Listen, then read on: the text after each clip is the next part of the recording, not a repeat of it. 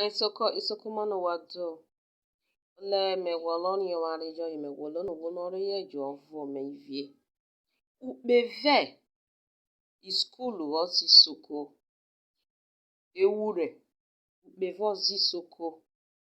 Yo onu hoi teacher sosono. Ma weva Isoko. Orai teacher aye hayo teacher oza. Eme oderai. Jigbe wo ve. Aro haye wo van nozi. Oleme wolon yemono wolon yeware orere nono. Ufokere ma emo Isoko mani yeware nana. Ole wonore ye jovu me. Ole.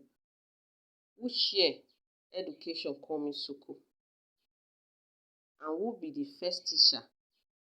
Female teacher or male teacher when we get for Isoko? From which community? Now I won't know. So if you know I'm abeg, drop your answer for the comment section.